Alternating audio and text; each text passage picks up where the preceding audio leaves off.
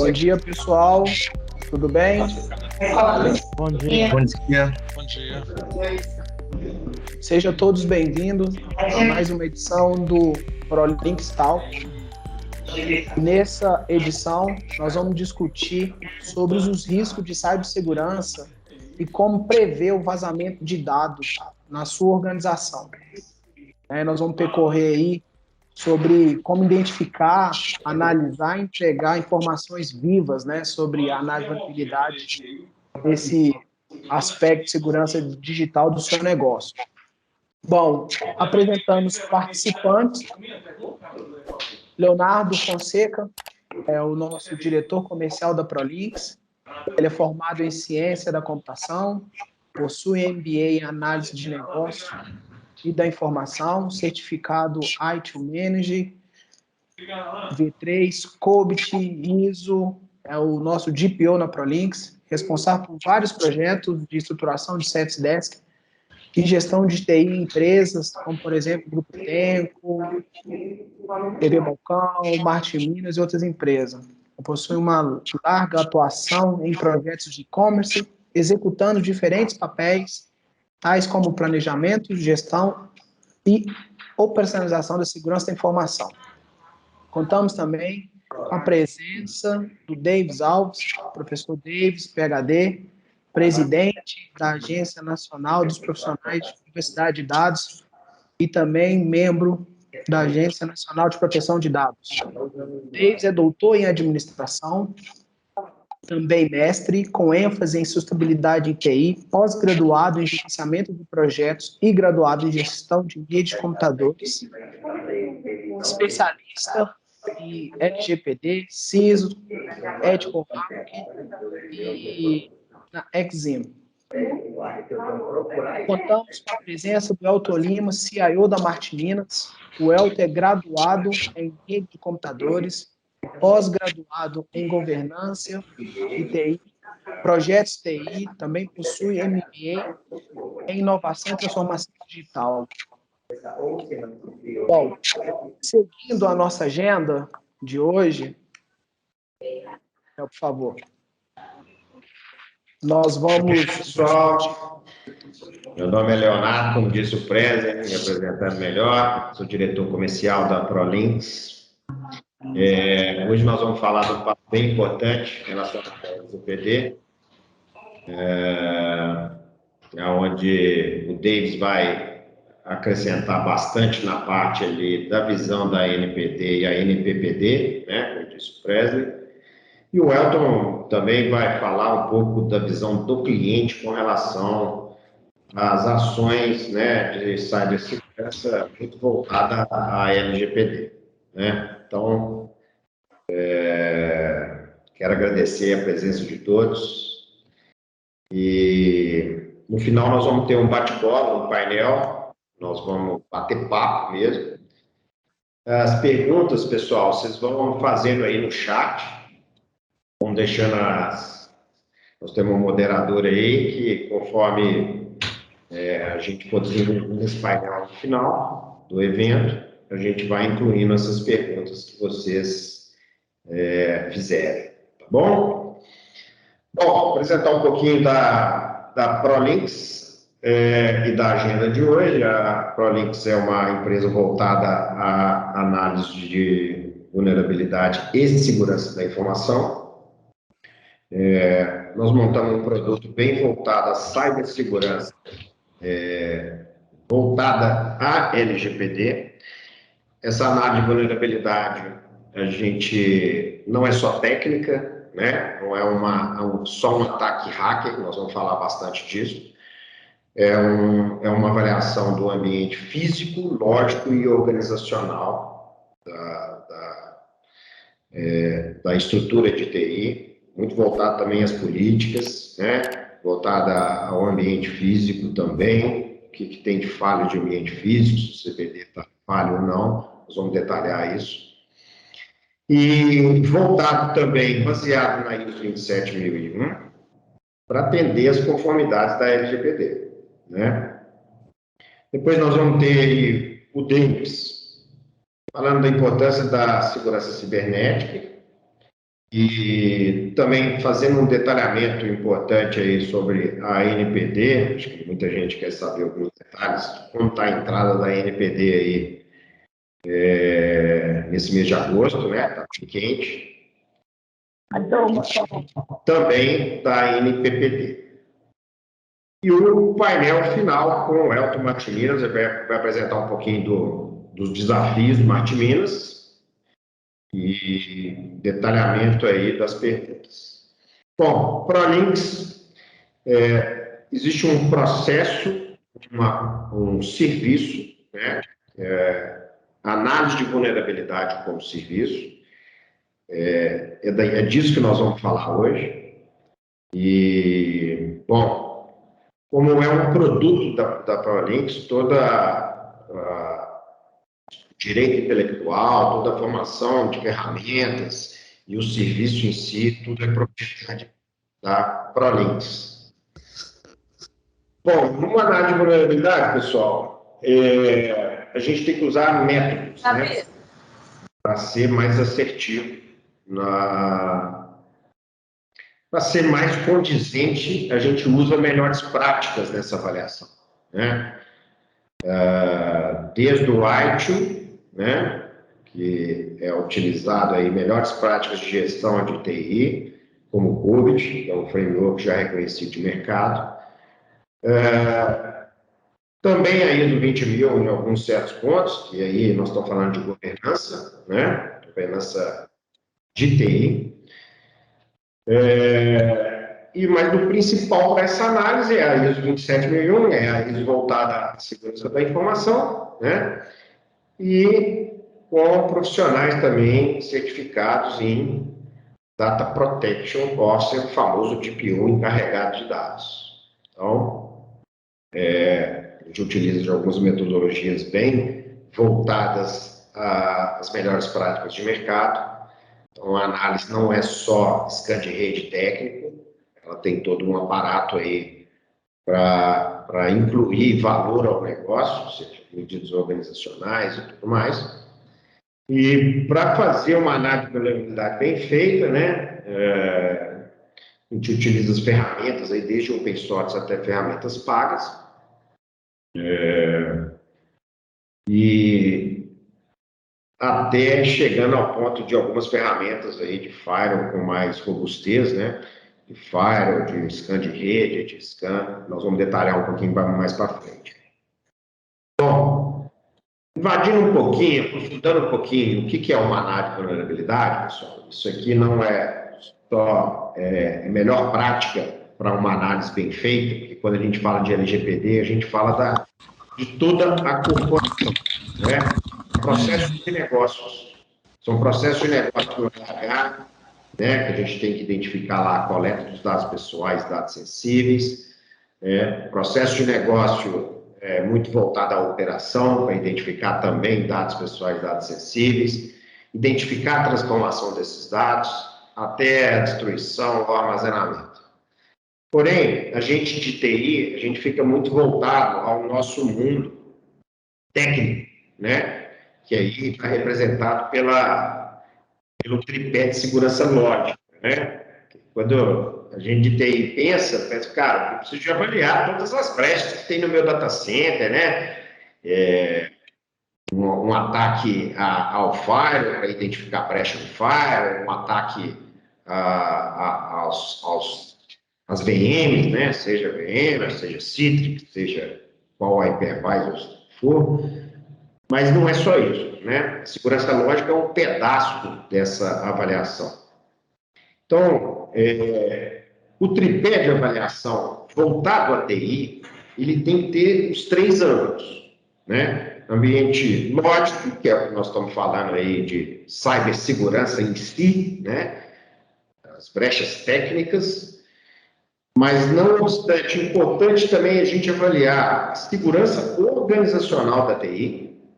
E aí, quando a gente fala de organizacional, nós temos que ver quais medidas técnicas que a gente tem quais políticas, né? Tem política de backup, tem política de recuperação de desastre, tem política de contingência, temos políticas de home office, por exemplo, né? essas políticas são importantes porque, na verdade, ela é o que rege a gerência de segurança da informação, né? Então, é avaliado também toda essa parte organizacional. E na parte organizacional cai também alguns processos que o Davis pode me ajudar na fala dele, que é o encarregado de dados, ele tem que tratar um processo específico para lidar com os dados pessoais sensíveis, né? Então, é avaliado o contexto da TI. Na segurança física, a gente vai avaliar lá assim, se o quadro de aviso tem alguma informação pessoal, se o seu data center está com um acesso regular, dentro das melhores práticas, se a impressora está adequada, se não está deixando algum relatório na impressora que não que necessita de confidencialidade, né? E aí envolve não só a parte de LGPD, como segurança corporativa mesmo. Então, na parte organizacional também tem que ser avaliada numa análise de vulnerabilidade, porque a análise de vulnerabilidade, pessoal, nada mais é do que a gente identificar os riscos, as vulnerabilidades e determinar o impacto desses riscos e vulnerabilidades ao negócio, né? Então, o tripé de segurança, de avaliação focado na TI, ele tem que ter esse espectro, uma análise do tripé. Não vale só a avaliação lógica, porque aí você vai ficar sem avaliação de riscos nesses outros dois pontos organizacionais e fins. Então, é importante frisar que mesmo que a gente for fazer um projeto, né, de LGPD só na TI, é importante você entender todos os riscos envolvidos neles. Senão, seu relatório, que a gente chama de a fotografia atual de segurança, ele não fica completo. Bom, e como é que funciona uma análise de vulnerabilidade? Isso é a melhor prática também, né? Isso não é só um método da ProLinx, isso é a melhor prática de mercado. Como é que funciona uma análise de vulnerabilidade, né? Primeiro, identificar riscos, né, nos 3 âmbitos: físico, organizacional e lógico. Identificou os riscos, a gente tem que identificar as vulnerabilidades, né? Então, os dois estão casados. A diferença de risco e vulnerabilidade eu tenho uma vulnerabilidade, uma brecha. O que esse risco traz para, né, para essa vulnerabilidade? Quais são os riscos dessas vulnerabilidades? A partir daí, pessoal, não basta só apontar as vulnerabilidades. Eu tenho que ter as evidências, né? Eu tenho que expor essas evidências. Porque em caso de auditoria de um cliente que está fazendo auditoria na nossa organização, ou de um órgão internacional, ou da própria NPD, né, pode vir a fiscalizar no caso de um incidente de segurança, é importante a gente ter evidências dessa fotografia, né? As vulnerabilidades apontadas por si só, elas não fazem um contexto da fotografia, preciso de provar. Então, são coletadas evidências. Por exemplo, vamos dar um exemplo de evidência em cada ponto, né? Uma evidência de lógica. Vamos supor que nós avaliamos, escaneamos um firewall, identificamos nesse firewall que tem lá uma porta importante aberta, né? Vamos lá para uma gravidade, uma porta de FTP aberta para o mundo. Eu tenho que coletar a evidência naquele momento que aquela porta está aberta para o mundo. Às vezes, essa porta para o mundo, ela tem seus objetivos, óbvio, ou não, né? Às vezes abriu a porta, deixou lá, mas às vezes ela tem uma finalidade. Então, tem que ter uma solução de contorno para essa porta.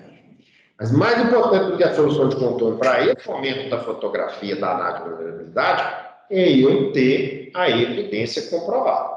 Ok? Então, importante também para essa fotografia ter evidências, e aí no âmbito organizacional, vamos supor que você tem uma política de backup, né? E nessa evidência nós vamos conferir se essa política de backups, essas rotinas de backups, ela realmente, na prática, ela está funcionando, né? Nós vamos lá auditar. Tá, me mostra o seu... Já que sua rotina é D-1, sua rotina é D-7, sua rotina é D-30, me mostra as 3 rotinas e vamos recuperar um arquivo de cada rotina dessa. Isso é uma evidência, isso é uma auditoria. Né? Então, nós falamos aí no âmbito organizacional, política de backup. Né? Podemos falar também de ambiente físico. Uma auditoria, quando você me disser que você tem controle de acesso, e no dia da auditoria a gente só abre a porta no data center, é uma evidência de que tem vulnerabilidade de acesso no data center. Então, a parte de evidências também para essa fotografia, ela vai ser importante para a auditoria, importante para a Agência Nacional de Proteção de Dados. Bom, a partir de risco, vulnerabilidade e evidência, a gente já tem informação suficiente para elaborar as análises, o diagnóstico em si. E aí nós vamos entender no próximo slide como é que é feito esse diagnóstico, né? Nós vamos aprofundar um pouquinho como é realizado o diagnóstico. No final é feito um relatório técnico, bem descritivo, com todas as áreas, né, de vulnerabilidades, e uma apresentação técnica, e, se necessário, uma apresentação para a área de negócio, né? Uma linguagem mais de negócio. É importante o negócio também participar dessas vulnerabilidades, né? Participar Nós aprendemos no nosso projeto, pessoal, e colocando a área de negócios no projeto de segurança, os projetos de segurança, eles ganham velocidade, eles ganham apoio, né? Então, na fase de apresentação, nós temos 2 apresentações, uma estritamente técnica e uma de área de negócio. Bom, falando um pouquinho detalhado, como que a gente elenca as áreas, depois dos riscos, vulnerabilidades, como é que a gente elabora o grau de risco, né? Isso é uma metodologia também já reconhecida de mercado, que chama PSR. A ISO 27000, ela prega essa forma de priorização de grau de risco, que é a gente identificar no risco qual que é a probabilidade dessa brecha, desse risco vir à tona, né? Qual que é a severidade desse risco, né? O que ele pode causar dentro da organização e qual que é a relevância do risco para a organização. Parece simples, pessoal, mas não é. Que são 3 pontos que, às vezes, a relevância ela é subjetiva dentro da organização. Vamos dar um exemplo para a gente entender como é que é uma priorização do grau de risco, né? Vamos dizer que a gente encontrou, numa amostra de 3 servidores, Microsoft, Windows, nós encontramos que 2 servidores deles estão altamente desatualizados, né? Com várias brechas. Essas brechas, elas necessitam de atualização ou outras medidas de controle. Porém, a gente vai identificar nessas brechas qual que é o grau de risco que essas brechas estão. Então, vamos falar que, dentro dessas 3 máquinas, uma máquina é banco de dados, a outra é aplicação. Então, ela está no core do cliente, ela está no core da operação. Então, o que acontece? Nós vamos avaliar o banco de dados, qual que é a relevância dela para o negócio? É altíssima, né? Não precisa nem dizer. Qual que é a severidade se esse banco cair? Altíssima também. E a probabilidade de acontecer, se tiver vulnerabilidades nessa VM, altíssima também. Então, ela vai para o topo de cadeia, ela vai para o topo de ações, né? Porque, só para vocês entenderem também, num job desse, né, a gente pode chegar a 1000 vulnerabilidades. É um volume enorme, né? Como é que a gente prioriza isso? Então, a gente prioriza aqueles que têm um alto grau de risco, né? O PSR em alto. Então, ao final, a gente, além de achar as vulnerabilidades, além de atacar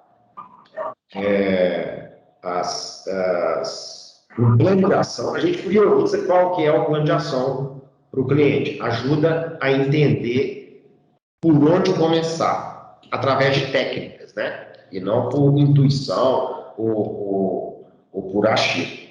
Tem metodologias para a gente identificar isso. Bom, o que a gente chama de...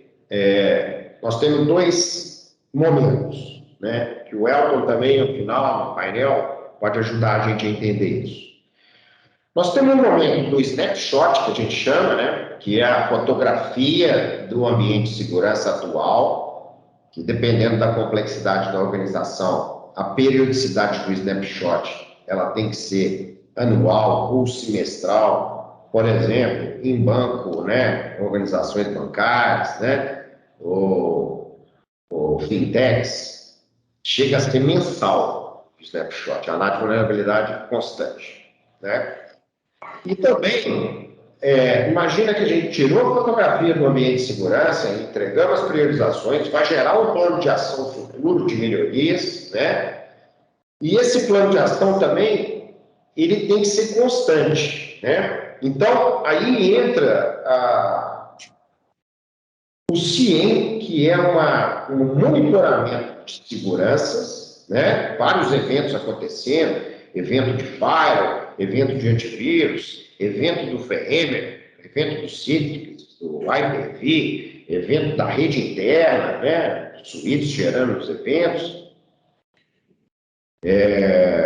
o MDN gerando evento, enfim, várias ferramentas gerando evento desconectadas, né? Cada uma gerando o seu evento, e isso para o setor de segurança, né? É muito complexo você ter essa visão centralizada. Aí entra o CIEM fazendo a conexão desses eventos. E aí a gente consegue rastrear um futuro problema, rastrear um futuro, uma correlação de evento. Por exemplo, através de um CIEM, a gente pode identificar um ataque de ransomware, que ele pode começar por uma estação ou por um IoT, e dentro do comportamento de rede, a gente vai identificar isso correlacionando evento. Ou seja, o evento da máquina, ele vai me informar um comportamento anormal, e a rede também, ela já começa a me mostrar pacotes anormais, e a gente vê isso acontecendo, alastrando dentro da rede de dados. E isso pode chegar no data center. Então, quando a gente fala de preditivo, né, de identificar o problema antes que aconteça, o CIEM é uma ferramenta muito adequada, né, para manter a atenção e o monitoramento proativo de segurança. Então, imagina, fizemos snapshot, nós temos que manter essa segurança ativa. Como eu mantenho? Com o CIEM. E aí também entra um produto ProSec, que além do snapshot, a gente mantém o monitoramento de segurança ativo dentro da organização. Pra vocês entenderem um pouquinho dessa dinâmica, né? A partir do plano de ação, a gente vai montar alguns processos onde o ProSec mais o C-Search, na verdade, pessoal, ele é o seguinte: dentro do monitoramento de segurança, a Prolinx pode atuar nessa melhoria, né? Vou falar que o firewall, encontramos que uma manutenção lá de um sistema, o fornecedor deixou a porta aberta. Pelo CIEM, pelo ProSec, nós vamos identificar essa porta aberta. E aí nós vamos notificar o cliente. O cliente tem a opção de executar o fechamento dessa porta ou passar para a nossa central de serviço pelo C-Search para atuar nessa demanda. Isso é só um exemplo, né, para vocês entenderem como funciona o monitoramento de segurança mais a central de serviço C-Search. E essa roda aí, esse PDCA, ele determina bem interessante como é que funciona uma operação dessa. Então, é implantado o monitoramento, faz as detecções. A gente tem, e aí a interferência humana, né? Lógico que tem inteligência artificial nessas ferramentas, mas tem inteligência humana para determinar ali a criticidade daquele evento, se aquele evento é importante, ou seja, tem um SOC por trás para identificar essas vulnerabilidades. E aí, o comunicar, ele pode ser comunicar para a equipe de TI do cliente ou para a nossa central de serviço através do C-Search, né? Mas o importante é o SOC identificar proativamente esses eventos de segurança. Comunicar, seja interno, seja no cliente, comunicar e mitigar. Ou seja, a ação tem que ser, dependendo da gravidade, imediata. Dependendo da gravidade, nós não vamos nem comunicar, nós vamos mitigar, né? Dependendo do acordo. Que pode ser uma vulnerabilidade muito grave. Bom, e aí a gente detalha as intervenções, que todo documento de segurança tem que ter causa raiz, ele tem que identificar o porquê, né? Para a gente atacar e fazer um PDCA para que isso não aconteça mais. E aí, nesse documentar, ele pode ser gerado uma melhoria de documentação, uma melhoria de processo, uma melhoria de políticas e tudo mais. Então, essa roda é o PDCA da operação de segurança contínua através de CIEM, SOC, C-Search. Legal? Pessoal, vou passar a palavra para o nosso amigo Davis, professor Davis, que vai falar um pouquinho aí da NPD, da NPPD, da LGPD e de cibersegurança. Davis, fique à vontade, a palavra é sua. Imagina. Eu agradeço. Me ouve bem, por favor, Léo? Só para dar um ok para mim, querido, por favor. Perfeitamente, Davis, perfeitamente.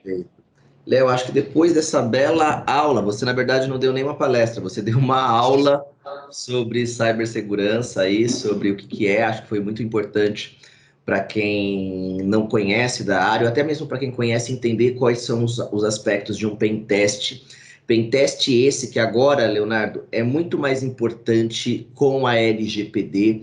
Por quê, gente? Com a LGPD, nós temos os princípios agora, tá? Bom, já me apresentaram, eu sou o professor Davis Alves, eu sou PhD, também sou membro do Conselho Nacional de Proteção de Dados, da Autoridade Nacional de Proteção de Dados, e também eu sou presidente da NPPD, que é a Associação Nacional dos Profissionais de Privacidade de Dados, e agradeço aqui ao convite pela ProLinks, já parabenizando por esse belo trabalho, e é isso que nós precisamos para o Brasil.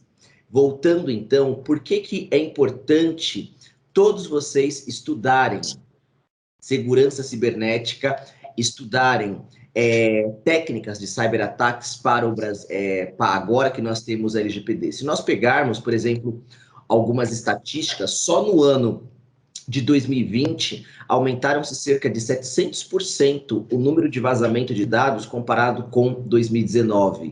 Se nós pegarmos, por exemplo, as estatísticas do CERT-BR, por exemplo, que é o Centro de Estudos e Resposta a Incidentes e Tratamento de Dados, em 2019 nós tivemos cerca de 800 mil incidentes reportados. E quando eu falo incidentes, eu estou falando de incidentes de todo tipo, um ataque à rede, um acesso não autorizado, ataque de ransomware agora, que está na moda. Inclusive, se nós falarmos, vamos falar agora só de 2020, ano passado agora, todo mundo em pandemia, as pessoas em home office.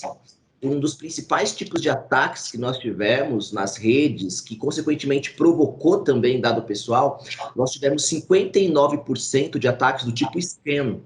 E quando eu falo do tipo scan, é justamente também o que o Leonardo falou. Pode ser um bot, pode ser uma ferramenta que está apontado para os IPs vários na internet, verificando um scan, verificando qual porta TCP/IP está aberta. Se a gente pegar o protocolo TCP/IP da versão 4, lá 65.536 portas.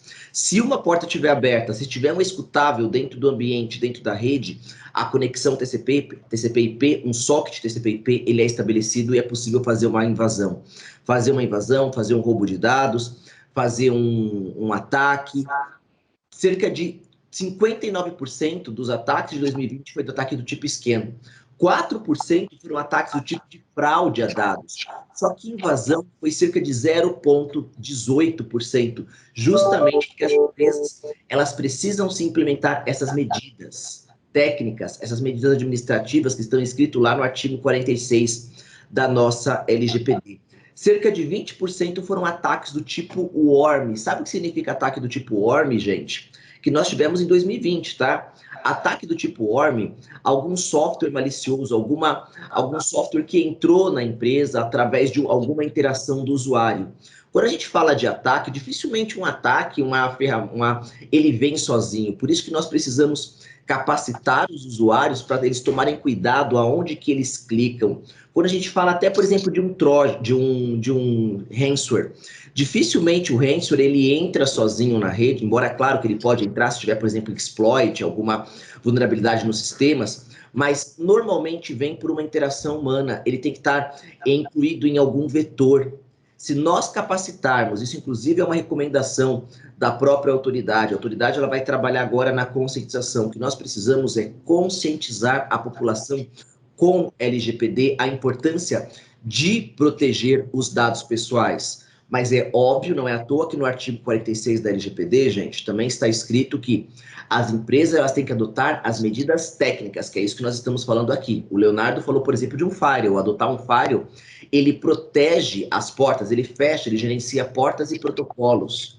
Quando nós gerenciamos portas e protocolos, lembra que eu falei que a maioria dos ataques de 2020 foi um ataque do tipo scan. E se eu me aprofundar mais ainda, daqueles ataques do tipo scan, 33% foram scan para a porta 22. Porta 22, FTP, TCP opera na porta 22, junto com FTP, porta 21 também, do TCP/IP. Porta 25 também representou 8% dos ataques em 2020. Porta 25, envio de e-mails, ataques, de repente o hacker envia um executável para sua empresa, aquele executável está programado para trabalhar na porta 25, que normalmente ela é aberta pelo firewall, porque quem trabalha na porta 25 é um SMTP enviando e-mail. Então, aquele ransomware, ele consegue criptografar e fazer uma conexão da WAN para LAN através da porta 25, porta também outras portas, temos também porta 443 também, representando 0,61%, porta 22, porta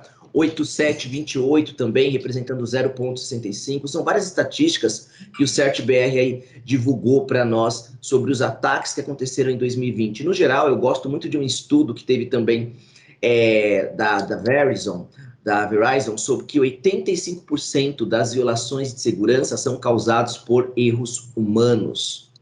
94% de todo o ransomware é entregue por e-mail. Olha só, gente, se você consegue verificar através de um pen test, você consegue verificar quais usuários que utilizam e-mails na sua empresa e você caprichar lá, colocar alguma medida de segurança lá no servidor de e-mail, adiciona algum plugin lá no Exchange, ou se você estiver usando lá um Linux também, adiciona alguma coisa, dá treinamento. 94% dos malwares, e aí quando eu falo malware, eu posso ter um ransomware, posso ter um keylogger, posso ter um backdoor, eles vêm por e-mail, um estudo inclusive da CSO Online.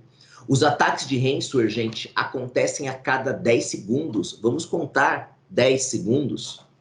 A cada 10 segundos, um ataque de ransomware. Só que se nós pensarmos no que eu acabei de falar, o ataque de ransomware, normalmente, ele vem por um vetor. 94% dos vetores são através de e-mails. Vamos proteger os e-mails, vamos descobrir essas vulnerabilidades.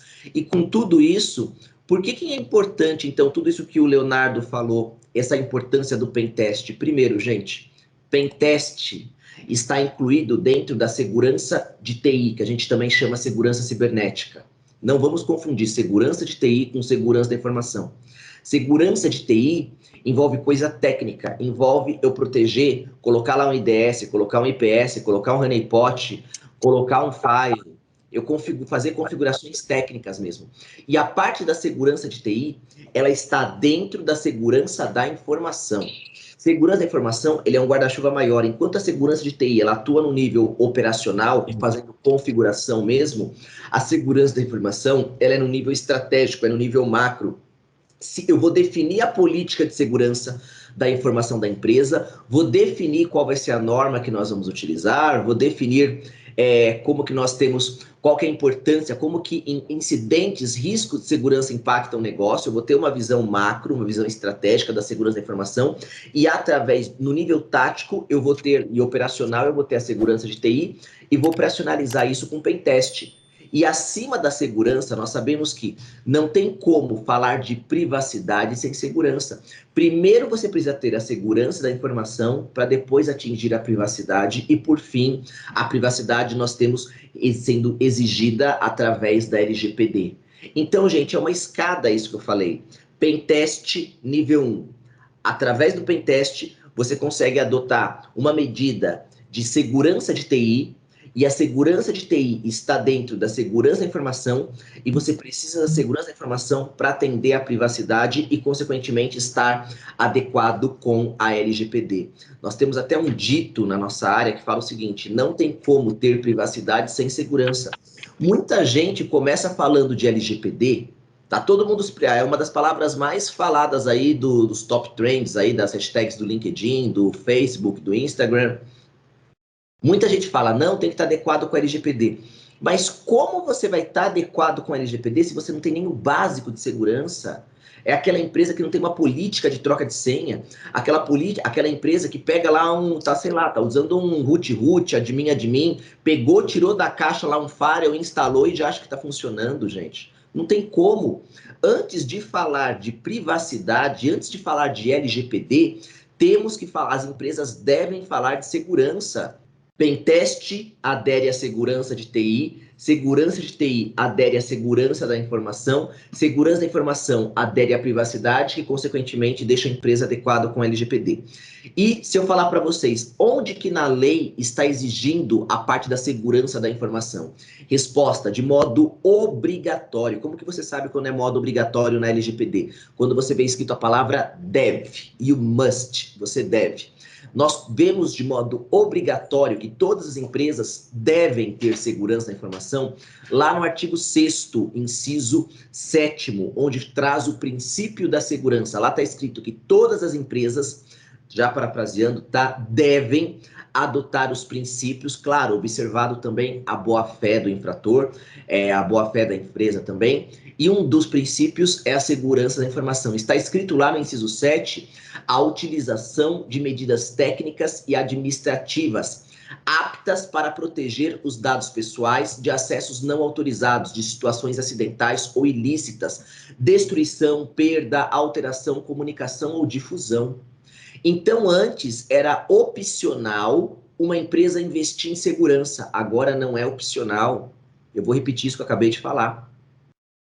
Antes, quando alguma empresa te dava um orçamento de segurança, olha, você não quer investir em segurança, a gente vai te proteger, utilizando N argumentos, é bom para você investir em segurança, imagina o impacto para sua empresa se você não tiver nada de segurança, se você não realizar um pentest também.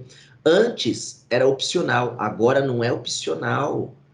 Não é à toa que desde quando entrou o GDPR na Europa, GDPR é a lei europeia, o Regulamento Europeu de Proteção de Dados, que serviu como inspiração para a LGPD, para a nossa lei aqui de proteção de dados.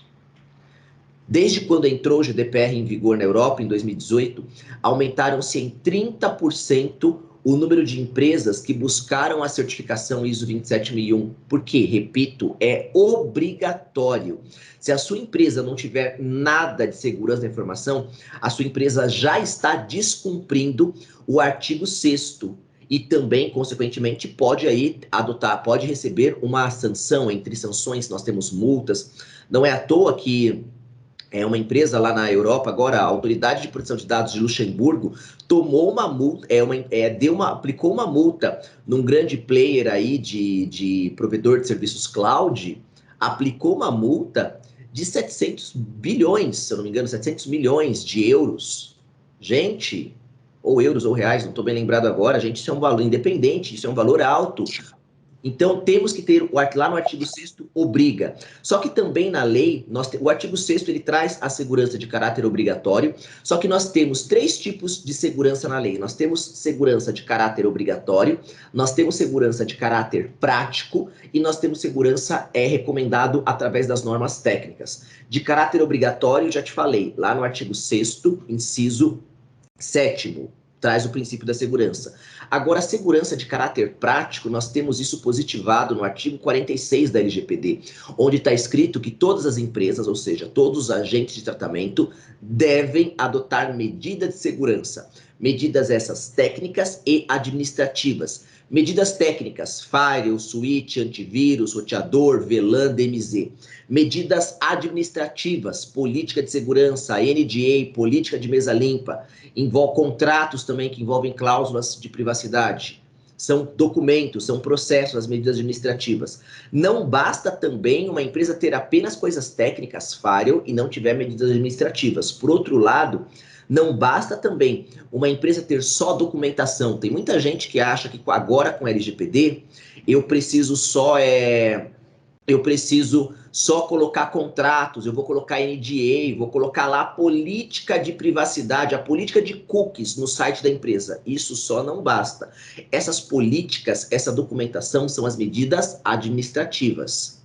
Vamos falar bem no popular aqui, não é documento, não é alguém assinando, não é documento que vai impedir um ataque hacker na sua empresa. Se o hacker vier de um outro país, ele não está nem debaixo das leis brasileiras. Por isso, e é nessa ordem, tá? Primeiro medidas técnicas, depois as medidas administrativas, e não o contrário. A lei não está escrito primeiro medidas administrativas para depois ser medidas técnicas, não. As medidas, isso inclusive veio da ISO 27001, existe uma ordem de efetividade das medidas. Medidas físicas são mais eficientes que medidas técnicas são mais eficientes que medidas administrativas. Então, primeiro, o que vai impedir mesmo a sua empresa de ser invadida é alguma medida técnica, é um firewall, é um IDS, é um IPS, você ter lá bloqueios através da GPOs lá que você pode subir lá no Domain Controller. Primeiro eu adoto medidas técnicas, depois medidas administrativas, e justamente no artigo 46 fala para proteger lá, essas medidas servem para proteger os dados pessoais. Então, de modo prático, o que você precisa ter na sua empresa? Prática. Primeiro adote medidas técnicas, pentest, serviço de scan de vulnerabilidade, como o Leonardo falou, é uma medida técnica. Aquele relatório que o Leonardo falou, vocês perceberam no final da fala dele, ele falou que a empresa vai emitir um report, a empresa que vai te dar vai fazer esse pentest, vai verificar esse scan, vai te emitir aquele relatório. Aquele relatório você pode inclusive utilizar dizendo que você adotou, você pode usar aquilo como uma evidência, dizendo que você adotou uma medida técnica, as medidas técnicas estão funcionando, porque lá vai estar evidenciado qual que são os logs que o seu firewall gera, e também as medidas administrativas. Essa é a parte prática da LGPD. E por final, de normas técnicas, professor Davis, você falou tanto aqui de normas técnicas, você falou tanto aqui de prática. Eu preciso proteger a minha empresa com LGPD. Uma vez que você já entendeu que a LGPD exige medidas técnicas e administrativas, você vai criar da sua cabeça as medidas? Não, fica tranquilo. Existe o direcionamento na LGPD para que uma empresa pode também usar uma norma técnica, um padrão, para você não precisar recriar a roda. Claro, vai que você esquece de fazer alguma coisa. Eu não estou em dúvida se o tanto de medidas que eu adotei aqui na minha empresa são suficientes ou não. Por isso que você vai usar as normas técnicas. E isso está permitido lá no artigo 50 da LGPD, onde diz que os controladores e os operadores, ou seja, as empresas, poderão formular normas de segurança e padrões técnicos. Então, a sua empresa pode utilizar uma norma relacionada à segurança da informação. Quais são as normas relacionadas à segurança?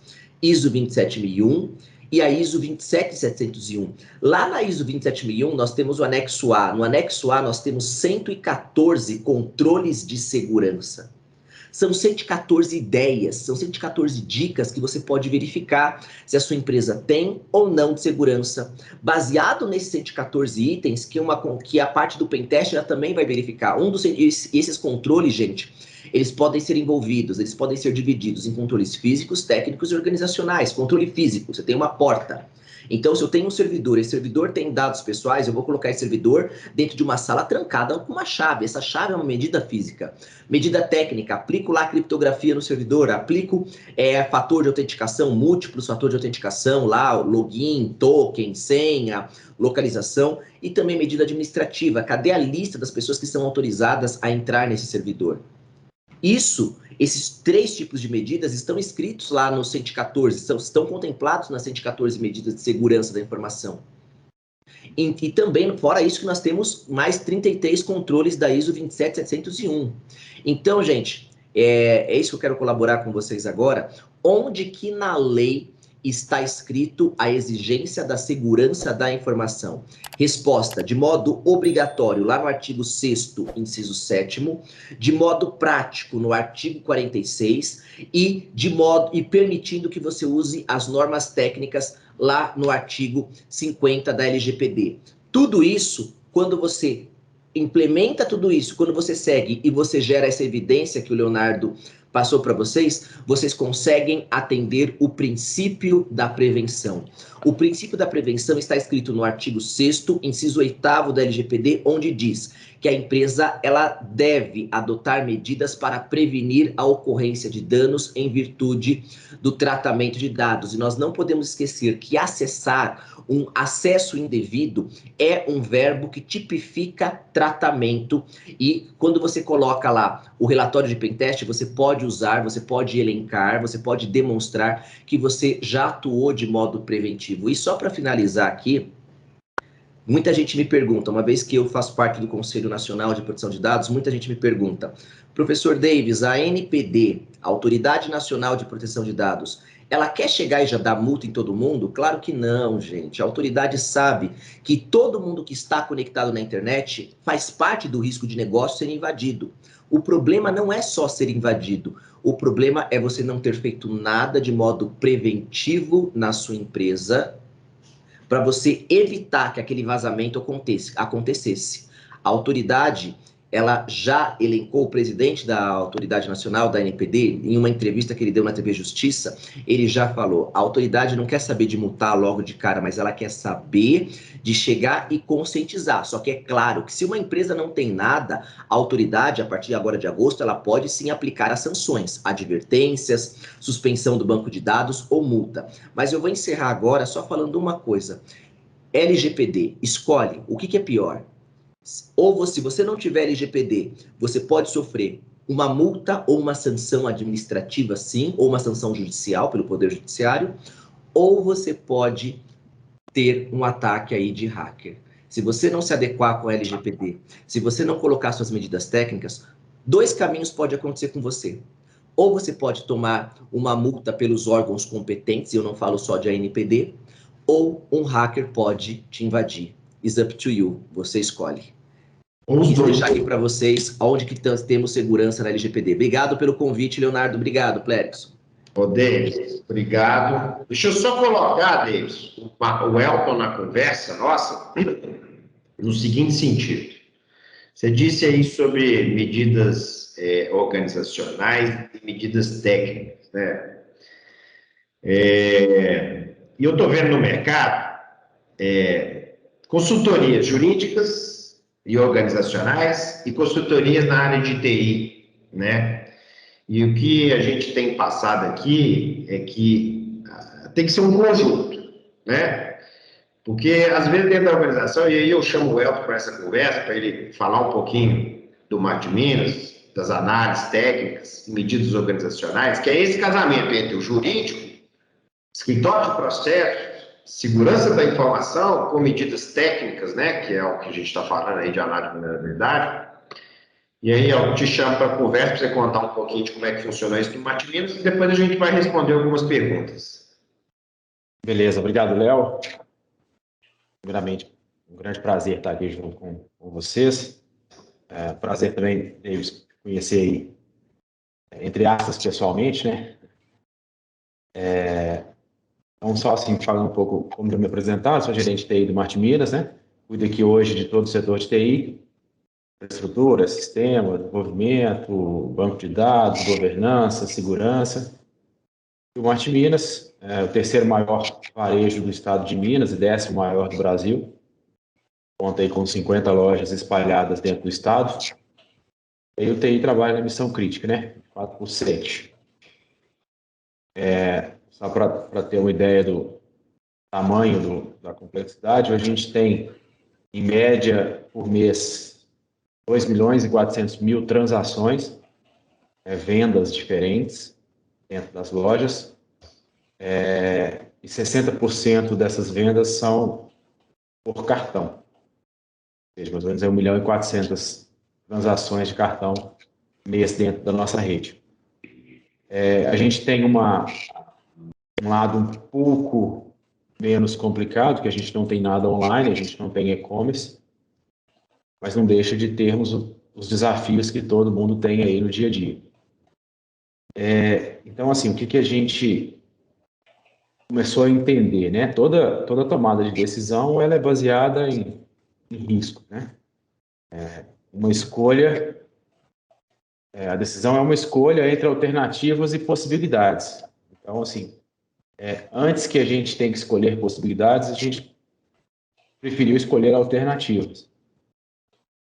Então, a gente começou a entender que, se a gente não conhecer o nosso risco, as nossas decisões elas vão ser reativas e não preventivas. É o que o Davis falou. Se a gente não tiver agindo para tentar impedir que algo aconteça, lá na frente a gente vai agir para resolver o problema. Ele já aconteceu. Então, a gente, além de sermos auditados aí, de uma forma mínima, mas auditados pela PCI, né, que é uma comitê dos cartões de créditos e afins, liderado aí pela American Express, tem também a LGPD. Então, a gente resolveu, a gente já cuidava disso aqui dentro, de uma forma bastante carinhosa, vamos dizer, a parte de segurança, mas nos últimos 2 anos a gente voltou realmente a atenção para essa área de segurança. Então, a gente investiu bastante nisso. Falando de LGPD, nós contratamos uma consultoria que veio aí com o framework, que analisou todos os nossos processos, toda a nossa parte de rede, e dividimos a atuação em 2 partes, cyber e processos. Então, a parte de cyber cuido eu, a parte de processos cuida o gerente jurídico. Né? A LGPD vai além da parte de TI, né? Bastante além, na verdade. Como é que é esse bate-bola, Elton, entre a TI e o jurídico? Porque eu acho que é uma dúvida geral aí, o David também pode colaborar, né? As linguagens são diferentes, né? Um é juridiquês, o outro é techniquez. Me fala um pouquinho desse bate-bola com o seu jurídico, como é que é a medida... Porque quando a gente fala do jurídico é organizacional, né? São políticas, procedimentos, que a gente tem que absorver as políticas em processos, em rotinas. Fala um pouquinho dessa experiência sua. Então, assim, a gente, a partir do assessment feito por essa consultoria, né, a gente começou a traçar o plano de ação e começamos realmente a atuar. Primeira coisa, desenvolvimento de políticas, que o Léo falou. Sentamos com o jurídico e falamos, vamos construir uma política que atenda 100% dos funcionários. Então, lá a gente colocou a política de segurança da informação, a política de comportamentos internos. A gente começou a entender que treinamento era necessário para todo mundo, 100% das pessoas. Então, nós fizemos treinamento com 100% dos funcionários e hoje é uma rotina no recrutamento, então todo mundo que está começando recebe esse treinamento. E a gente criou esse comitê, então eu com o representante TI, o gerente jurídico representando o jurídico e os processos, a gente criou essa rotina mensalmente de termos em comitê e a gente atuava. A gente conseguiu, a gente entendeu que a gente não conseguiria resolver todos os problemas, né, todos os desafios de uma vez. A gente elencou quais eram os mais críticos e a gente começou. Então, cyber. Primeira coisa, pentest. Já fizemos alguns, contratamos uma consultoria que fez um pentest até um pouco mais detalhado. Ele fez um pentest na nossa rede, mas fez um pentest, vamos dizer pentest, né? Fez um teste com os nossos usuários. Então, essa consultoria ligou para as lojas, a gente tem 50 lojas aí no estado, a consultoria ligava para as lojas, passando pelo TI, pedindo para fazer algumas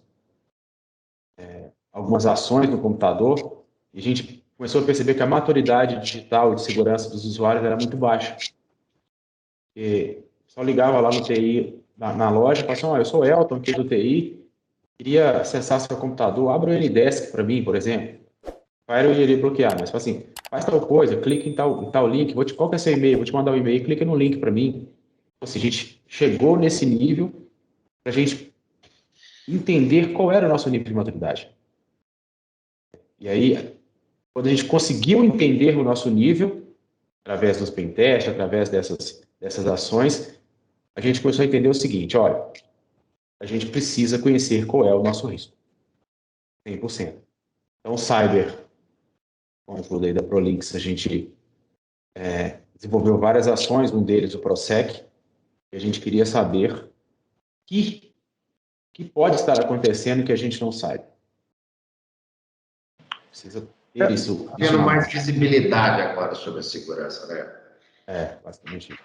E eu fazer um PDCA, melhoria contínua nessa... Porque a fotografia por si só, você vai ter um plano de ação, que esse plano de ação pode se perder dentro da organização, né? Então você tem que manter isso monitorado. O projeto tem que estar vivo dentro da organização. Só tem algumas perguntas aqui para a gente bater bola. O Alexandre Leocádio mandou aqui sobre quais ferramentas são usadas na análise de vulnerabilidade. Cara, são várias ferramentas e, como disse o Elton também, eles podem colaborar. Vamos lá, parte lógica, são várias ferramentas. Desde open source a ferramenta paga. Então, open source, Bubsuite, Nessus, Brute Force, né? Geralmente são ferramentas Linux mesmo, de ataque, né? É ataque hacking, então ataca a sua estrutura toda, né? Ataca o usuário. Agora, o Elton citou uma questão importante para falar de ferramenta. Ferramenta não é só a parte lógica, ferramenta também tem a parte organizacional. A parte importantíssima da gente aferir foi o que o Elton disse, né? É o comportamento do usuário. O David acabou de dizer um número importante, né? 80% vem por engenharia social, vem por phishing, vem por uma ligação. Nós já pegamos, assim, acho que isso aí é comum de mercado, o financeiro pagar por boleto errado. Porra, isso aí, né? É comum, ainda, né? Ainda tem gente caindo nessa, né? Então, são várias ferramentas, tá, pessoal? Tá, Alexandre? Muitas, são em torno de 10 ferramentas técnicas usadas, mas outras metodologias também organizacionais e tudo mais. Também tem uma outra pergunta, e aí eu chamo também o Elton. Hoje, o ataque mais temido é o ransomware? Acredito que sim, né? É o terror aí da TI, né? Assim, é aquilo que a gente, né, sempre fala, assim, de uma forma conhecida, sim. Acho que ele hoje é o mais temido porque ele acho que fazendo uma analogia aí com os tempos atuais, é mais ou menos igual ao corona, né? Assim, vem nascendo aí algumas mutações e isso está, né? Cepas aí, e isso preocupa, porque o grande problema desse tipo de ataque, de problema de vírus, é que a gente sempre está correndo atrás. Tem alguém pensando na frente para fazê-los e a gente está correndo atrás. Então, assim, na teoria, ele está sempre na frente da gente. A gente não pode deixar distanciar muito, porque senão ferrou. Então, a gente, por mim, hoje, acho que o ransomware é com certeza o mais temido. A gente também vem acompanhando a gravidade. Presley, pode dizer. Vamos lá. Elton, tem uma pergunta para você. É possível mudar a cultura do colaborador referente à segurança da informação? Como é que foi essa jornada aí no Marte Minas? É possível, mas é um grande desafio. Para mudar a cultura do colaborador, você tem que mudar a cultura da empresa. Para mudar a cultura da empresa, tem que nascer lá no board, lá em cima. Então, assim, não adianta só o setor de TI, por exemplo, querer criar essa cultura se não for apoiado pelo board da empresa. Então, assim, é preciso que a TI tenha voz ativa na empresa, pensar, né, para fazer parte do negócio. Aí sim a gente criar uma cultura mais madura no funcionário. Só que isso leva tempo, consome dinheiro demais, porque tem que investir nisso, é treinamento, é material, são vídeos, né, que a gente tem que fazer, são campanhas que tem que envolver, no nosso caso aqui que temos RH, envolvemos o RH para fazer essa cultura, tem que ser, no ciclo PDCA, tem que ser revisitada sempre que nascem coisas novas, processos novos, temos que incluir, então, assim, é possível, mas temos que, é um desafio grande, mas é preciso. Legal. Só para colaborar, Elton, eu acho importantíssimo o envolvimento Responde o cara no chat. do RH, né, Elton? Importantíssimo. A comunicação interna com relação ao treinamento do usuário, ela tem que ser de cima para baixo. A TI, geralmente, não tem força para isso, né? Ela tem que ser envolvido o board, tem que ser envolvido o RH, ou se tiver um setor de qualidade, envolva. Use isso no comitê. A parte mais importante que eu vejo de segurança, pessoal, é a ponta do usuário. A gente pode montar um aparato de cercar esse usuário, mas ele vai ter uma brecha para ferrar a nossa história. Essa é a história que a gente monta. Pode montar Fire, monta um data center enorme, mas uma hora ou outra a ponta fraca é o usuário. Então, envolva, comunica, treine, exaustivo, faça programas mensais, semanais, quinzenais, na medida do que você puder, mas faça.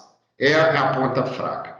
Ô, Deis, queria te fazer uma pergunta aqui que é interessante, que essa aqui, eu tenho algumas dúvidas também, que é em relação à nuvem pública, né? Nós sabemos que tem muitos data centers fora do Brasil, inclusive o Elton tem em nuvem pública também, não é missão crítica, mas o próprio Elton tem algumas ações na Microsoft Azure, assim como outros clientes têm na AWS, na Ocean Digital, nuvem pública mesmo, né? Como é que é a relação do contrato que esses caras têm? É pay per use, né? Não tem aquele contrato de longo prazo, eu não posso exigir adicionais de contrato a essa turma. Como é que funciona como é que a NPD está enxergando nuvem pública?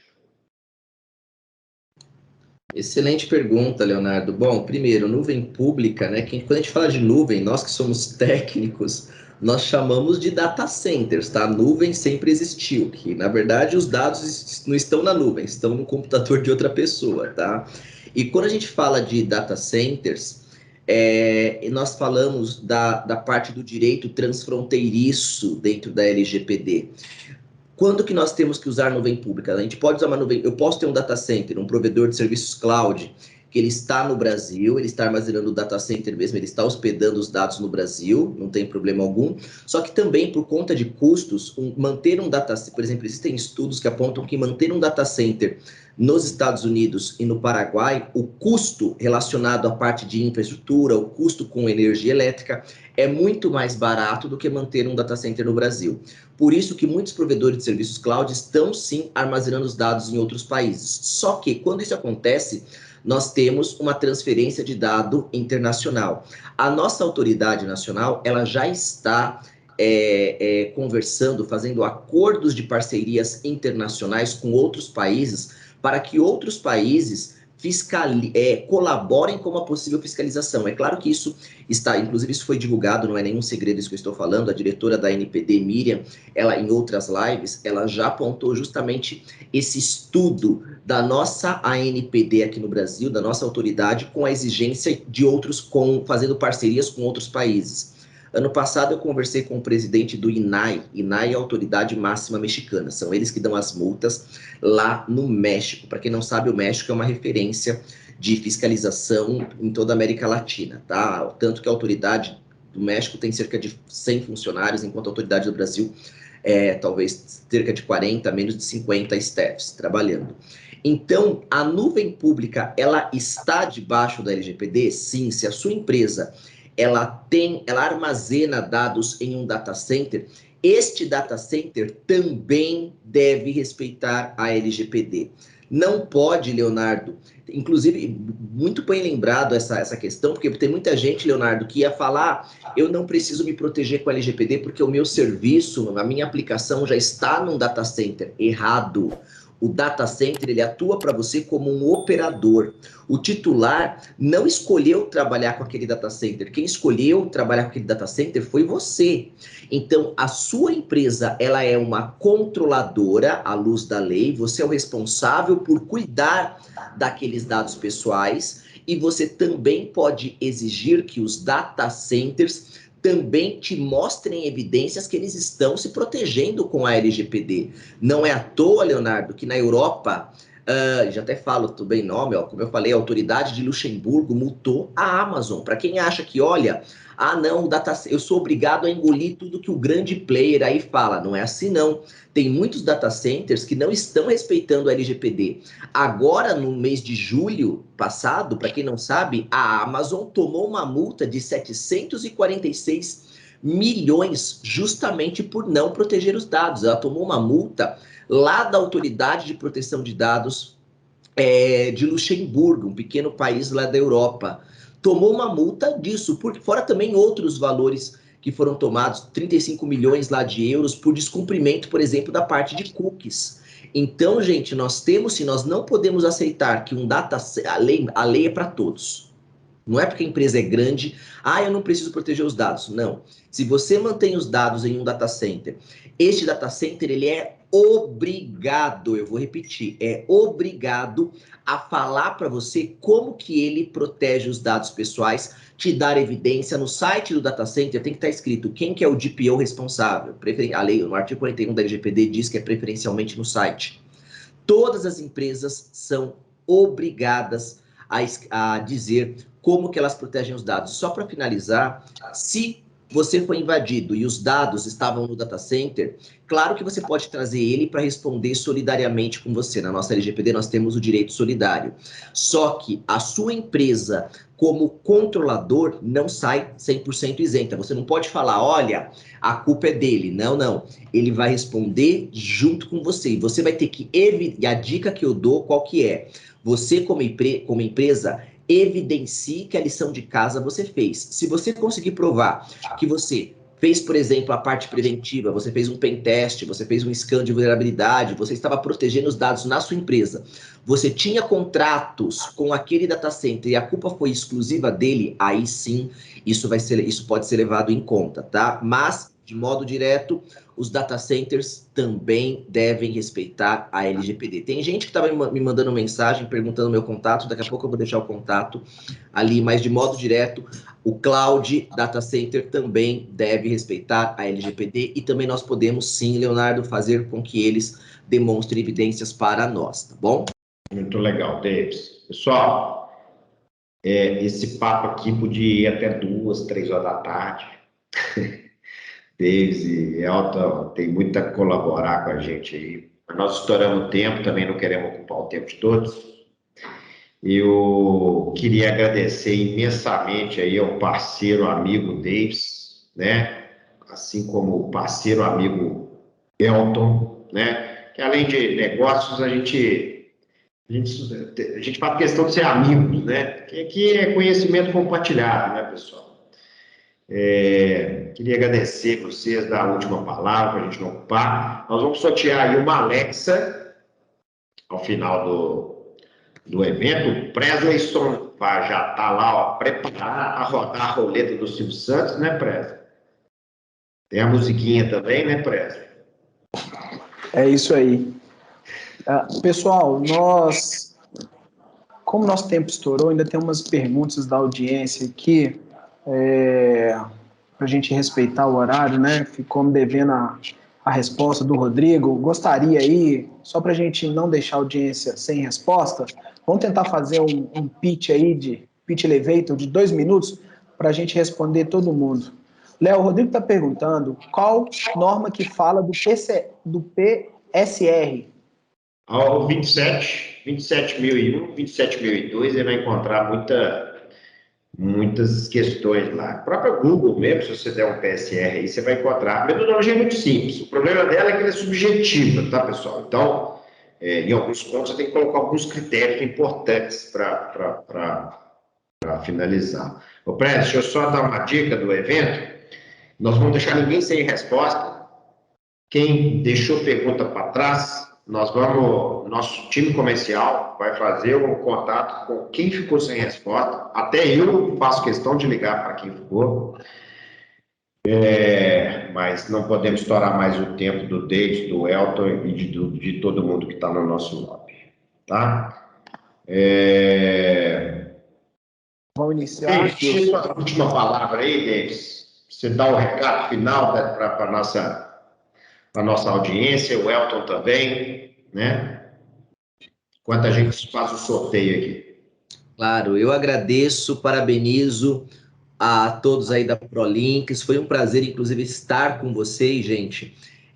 Presencial, tive por semana, mês passado, eu estive em Belo Horizonte, conheci o belo trabalho que a ProLinks tem feito, agradeço aqui ao contato, inclusive a ProLinks tem membros da NPPD também, o Vitor é um dos recursos, aí é um dos colaboradores da ProLinks, que tem se demonstrado bem ativo aí nas redes sociais. Obrigado também, Pleriston, pelo convite, querido, obrigado mesmo, foi um prazer estar aqui com vocês.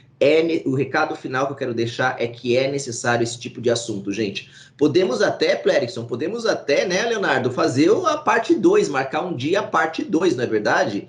Uma segunda live, pessoal, tem muitas mais coisas aí que nós precisamos aí compartilhar com vocês, que é importante para a gente saber de LGPD, tá? Eu, como membro do conselho da NPD, recomendo todos vocês estudarem, recomendo todos vocês cada vez mais se aprofundarem sobre a LGPD, e eu, como presidente da NPPD, também deixei ali meus contatos. Quem quiser manter contato comigo, gente, pode me adicionar no LinkedIn, Davis Alves PhD, podem me adicionar também no Instagram, eu tenho respondido mais no Instagram, tá? Só procurar também Davis Alves PhD lá no Instagram. Vamos ter, pessoal, aqui na NPPD, para quem não sabe, a NPPD é a Associação Nacional dos Profissionais de Privacidade de Dados. Quem quiser se aprofundar também mais nesse assunto, vocês podem seguir as redes sociais da NPPD, lá tem vários profissionais de privacidade, inclusive o Pleriston, ele é um dos membros também aqui da NPPD, do estado de Minas Gerais, e vamos ter o LGPD Connect 2021, que vai ser um grande evento que vai falar só sobre LGPD. Deixo aqui o convite para todos, só buscarem eu vou colocar depois no chat, lgpdconnect.live, o maior evento sobre LGPD do Brasil, tá bom? Convido todos vocês, vou deixar ali o contato depois no chat, vocês podem aí participar lá do evento e aprender bastante. Mais uma vez, obrigado pelo convite, Leonardo, obrigado, Pleriston, obrigado a todos vocês aí da ProLinks e a toda a equipe também que nos deu suporte. Parabéns, até o próximo encontro. Obrigado, gente. Valeu, Davis. Elton. Pessoal, vamos lá. Ana, vamos fazer o sorteio de uma Alexa. Vambora, Ana, vamos ver quem que é o sortudo aí. Alexandre Teixeira. Tá presente, Alexandre? Olha, se ele não estiver presente, eu aceito, viu? Não tem problema, não. Tô presente. Não, Alexandre. Beleza, Alexandre. Parabéns, viu? Oh, que bom, hein? Obrigado. Por favor, Alexandre, entrar em contato com a gente aqui na ProLinks, no telefone 3351-2223, para a gente agendar essa entrega, tudo bem? Parabéns, curta bastante o seu brinde. Pessoal, agradeço a todos por ter ficado com a gente aqui durante essa 1h e 15 minutos. Obrigado, professor Davis, obrigado, Léo e o Elton. Estou vendo aqui os feedbacks, foram muito positivos. O pessoal está pedindo uma segunda parte, nós vamos programar para seguir nessa toada aí, né? É um assunto muito rico e faz muito sentido a gente discutir sobre segurança da informação. É uma pauta eminente para todas as empresas. Pode contar com a gente, com a ProLinks, estamos à disposição de vocês e aguardo todos ao nosso próximo ProLinks Talks. Um abraço, fiquem com Deus. Até lá. Obrigada, gente, pela presença. Um abraço aí.